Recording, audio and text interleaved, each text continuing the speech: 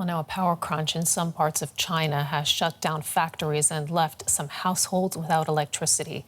The shortages come as coal prices rise, and in some cases because of efforts to meet official energy use targets.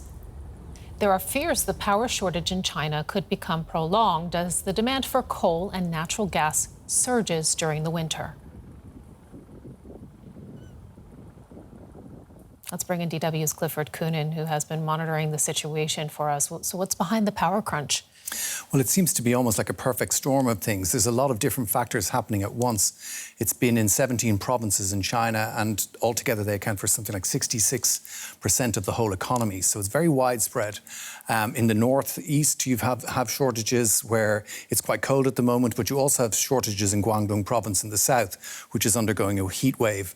So there's different factors at work altogether, and they just seem to be combining to create this shortage. And in the south, for example, people have been asked to turn thermostats up on their air conditioning to use less electricity, whereas in the northeast, the shortages are affecting factory output and various different things. So it's all these different factors together are combining to cause these outages. There's a human impact, of course, but how about the economic impact?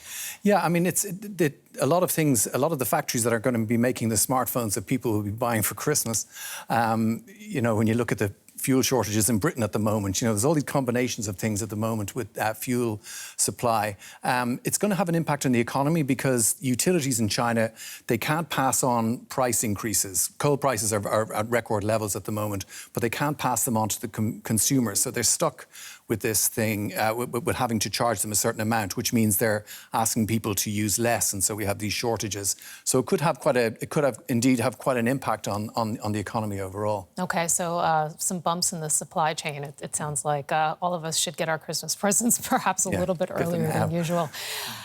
Let's talk about the cause. How much of this is being attributed to global warming?